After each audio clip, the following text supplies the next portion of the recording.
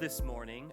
We are continuing our series. We have been walking through the Gospel of Mark, and one of the beautiful things we see in the Gospel of Mark and in the life of Jesus is that as Jesus comes onto this earth, not only is he drawing near to us, but Jesus is also ushering his kingdom onto this earth.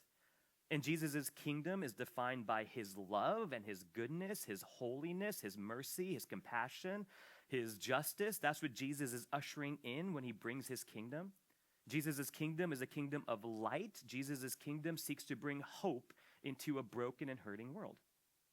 And yet one of the things that is confronting the hope that Jesus seeks to bring, one of the things that is in opposition to the hope that Jesus wants for our life is fear.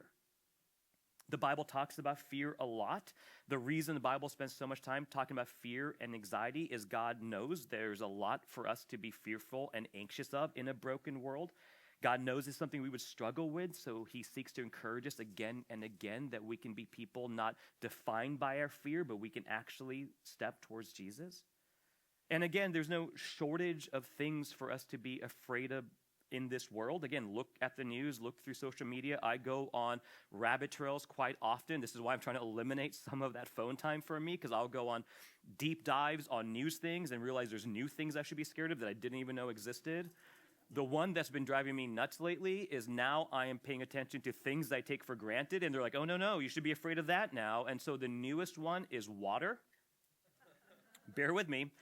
Apparently, I don't think this is fact. Apparently, they're like, be careful if you leave your water out for like 8 hours. So like my Nespresso maker, because after a day or two, that water could be bad and it could kill you.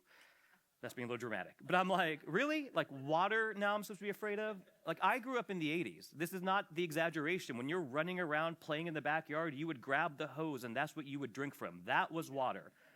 And then you're drinking from water fountains, which is the disgusting thing where other people's mouth is spitting onto the thing but that's what you did as a kid. You went to the water fountain and we're all dribbling over that thing.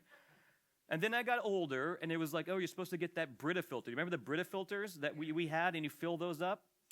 Well, no one told me that you're supposed to clean those things out. So my mom comes visits me after I graduate college, and she pulls this thing out, and she goes, hey, dummy, this thing is full of mold. And so, like, the water I was supposed to purify is coming at me. And now you're not supposed to use plastic water bottles because plastic's trying to kill you. And now we use metal ones, but watch out for those metal ones because if you don't clean those tops out, that gets mold in it. And I'm just like, I'm done. It's water. So am I done with water? There are no shortages of rabbit trails that we can find ourselves going down. Things small, things big. And I know for some of us, fear and anxiety is a major place of pain and prayer point for us, but all of us on some level struggle with fear. And the reason it's just so important to pay attention to fear is that it can become something that starts to consume us, right? We can start going down these rabbit trails. It can be something that we start paying a lot of attention to. When we pay a lot of attention to the things of fear, it can start defining us. It can become our identity. It can begin guiding our decisions. So instead of making decisions by paying attention to Jesus and his kingdom, we start making decisions based on the things that we are fearing. And that is the divide. And the minute we start leaning towards those fears, the reality is we've taken our eyes off of Jesus. And so this morning, we're going to look at two stories out of Mark chapter 5.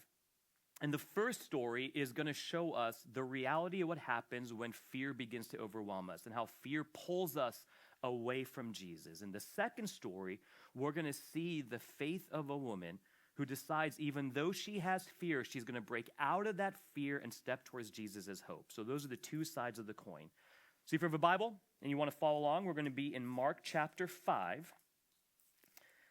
When we begin this story in Mark 5, I'm just going to give a bit of a preamble, caveat, introduction.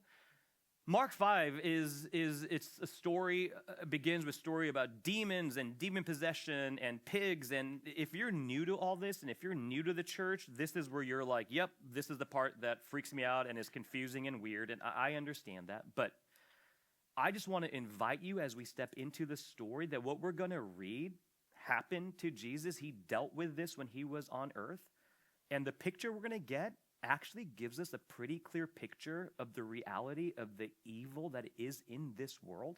So we're going to see it like, oh, this is what's happening. And we can get numb and we can get comfortable in our lives and we don't really notice, but there is evil in this world, and this story is going to show us that. The good news, this story is also going to show us Jesus' power and authority over it. So that's the journey we're about to jump into. Good? Good. Appreciate the whoop spread. I always love when you're here, man. Such an encourager.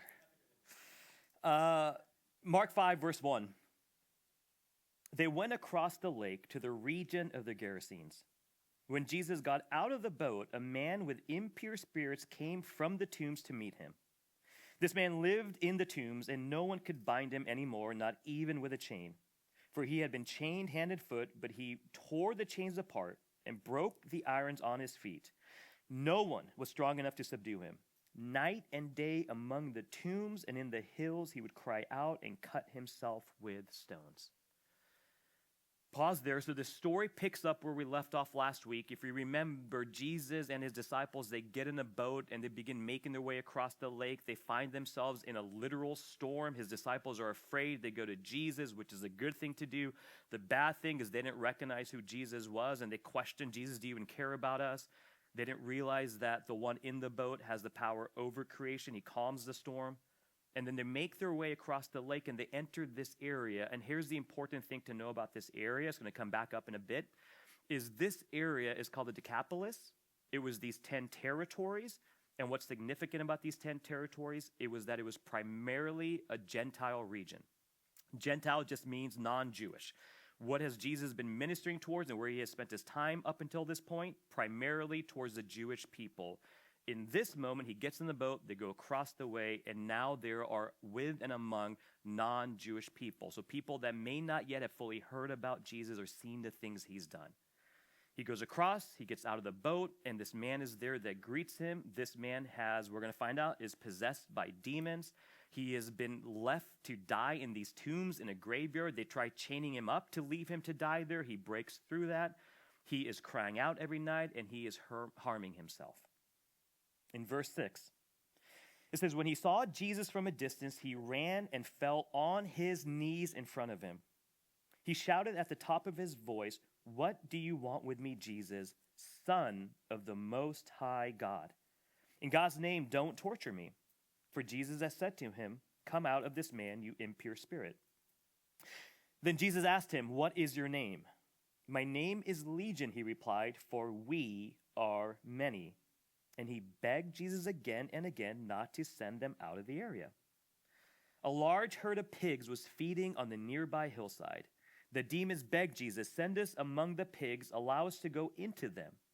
He gave them permission, and the impure spirits came out, went into the pigs. The herd, about 2,000 in number, rushed down into the steep bank, into the lake, and were drowned. We'll pause there.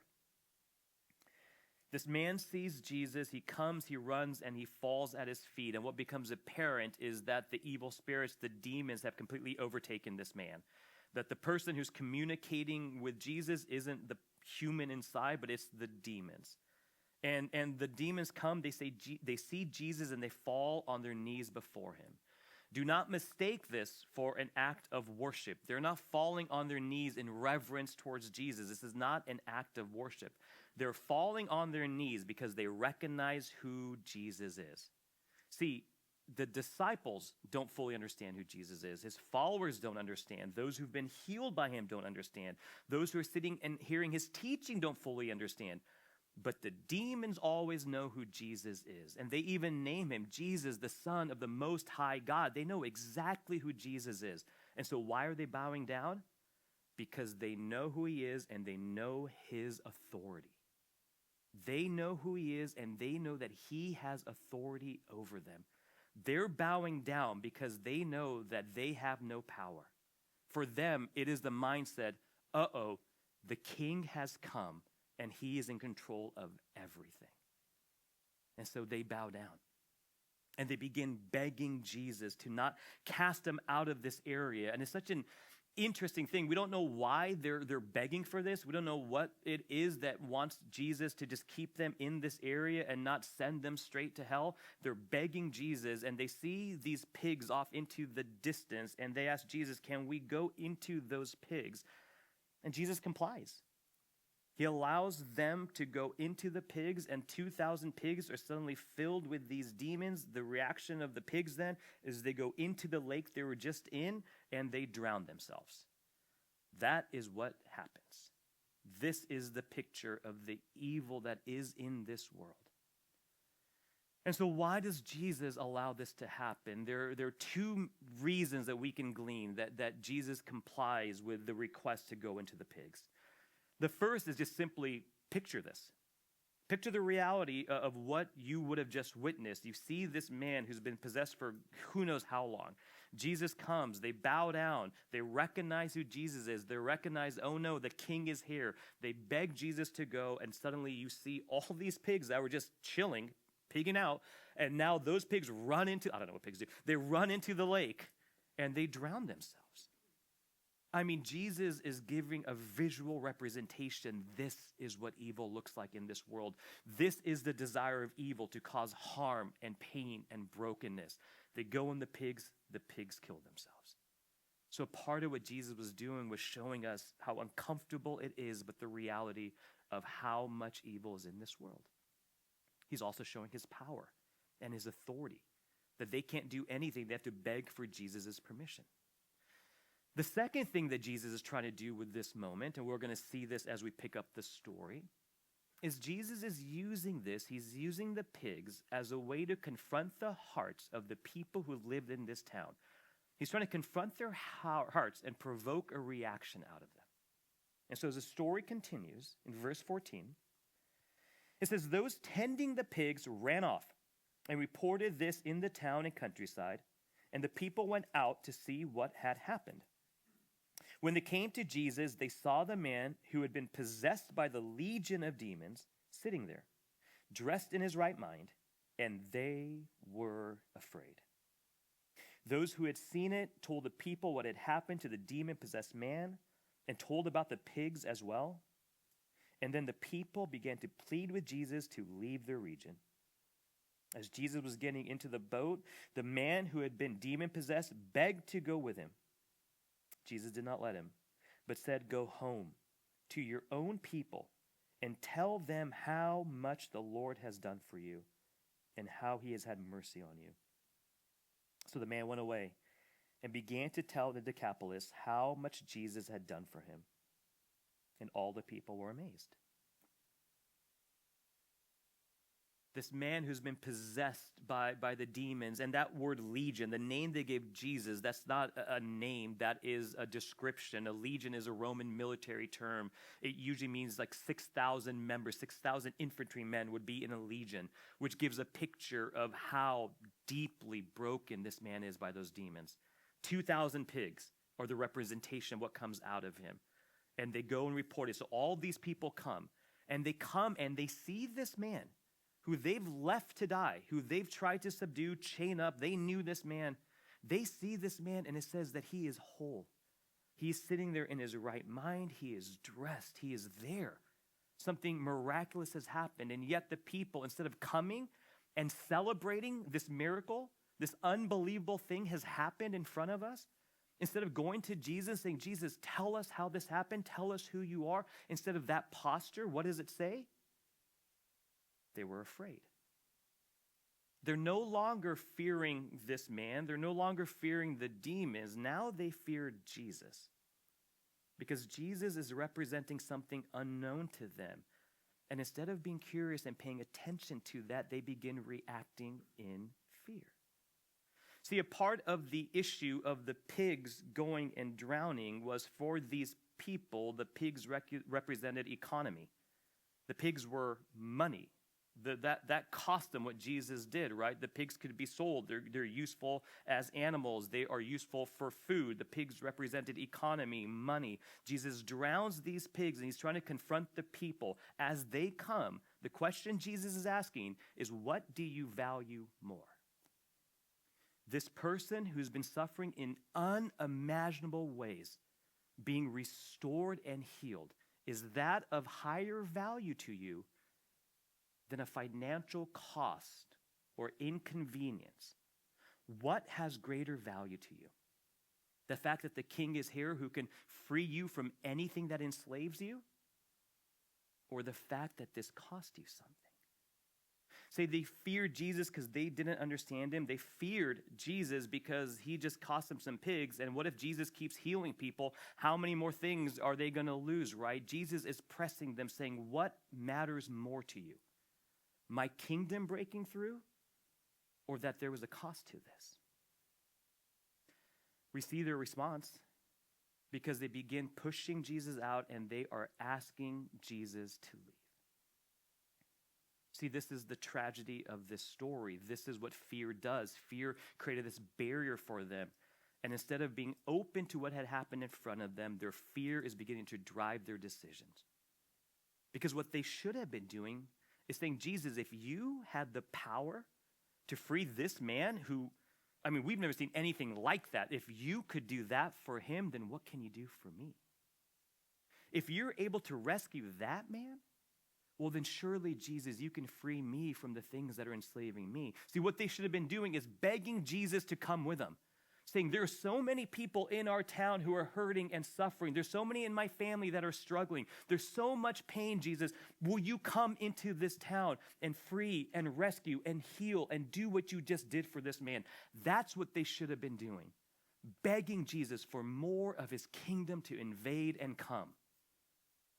And instead, they reject Jesus and they tell him to leave. They beg Jesus to leave, and yet the man that has been healed begs Jesus to come with them. He's like, I'm done with these folks.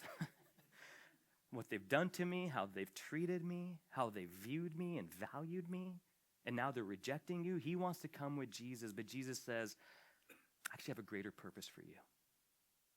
I have something far greater for you. See, what Jesus calls him to do is to now go back and tell the people in these towns who don't fully know me, tell them about who I am. Tell them about what God has done for you.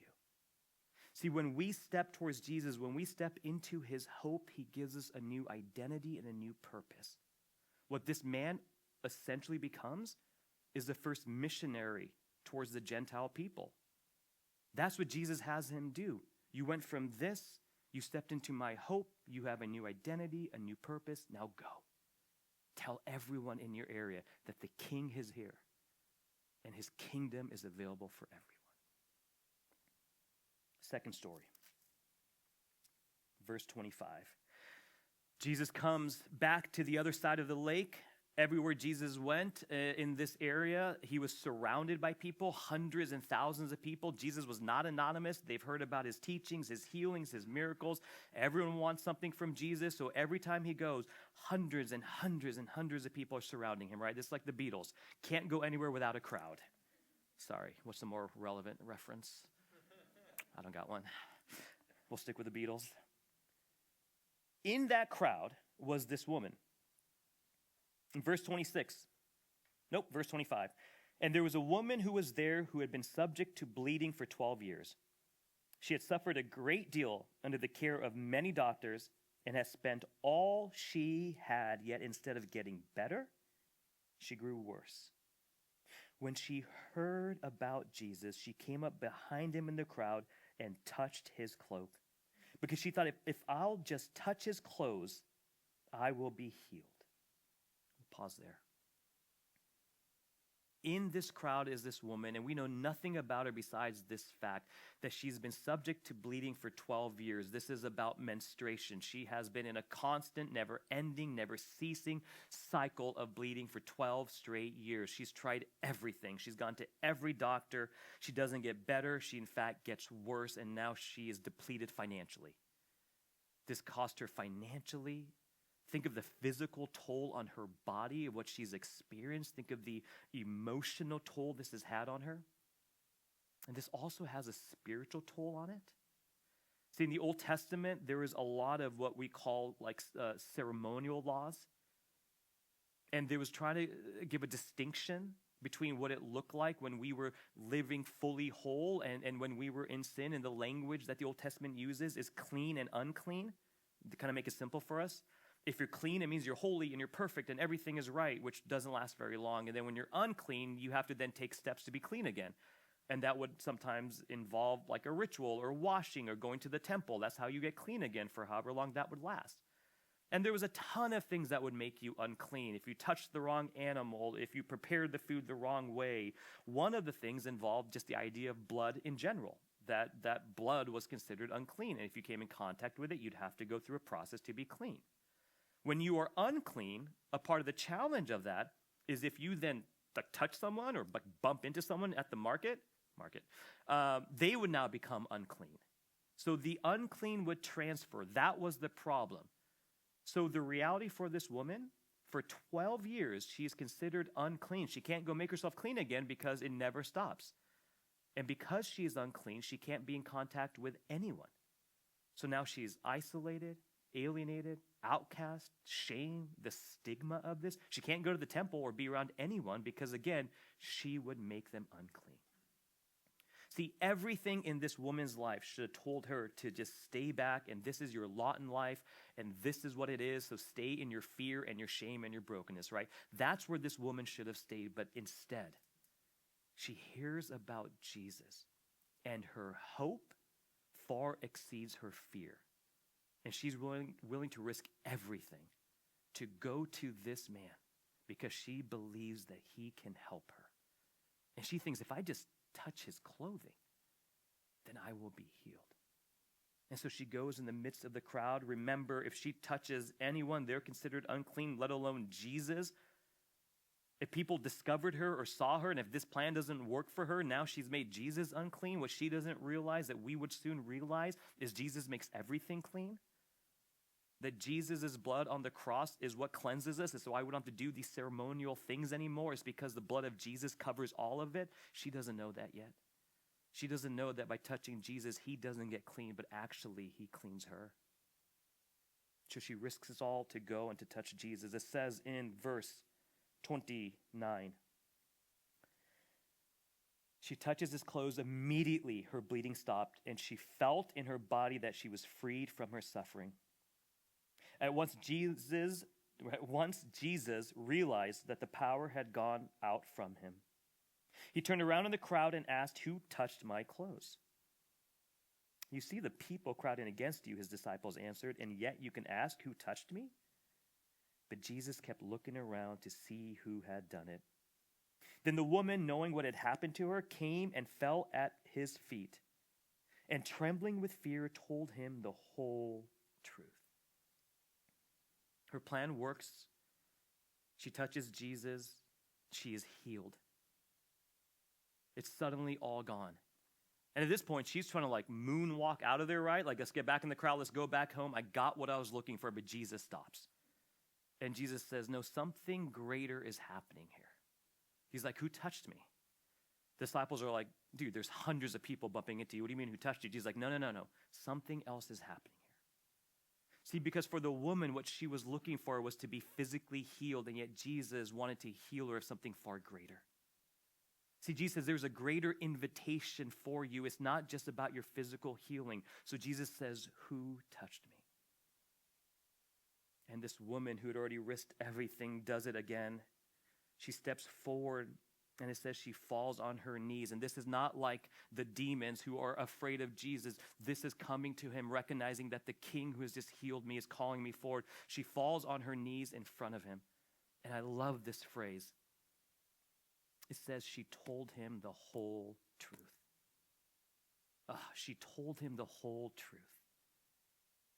And I just have to imagine everything that she just told Jesus, everything about the last 12 years, all the pain, all the suffering, the doctors who took advantage of her, the shame, the stigma, all the pain that she's experienced, the anger, the confusion, the frustration, everything.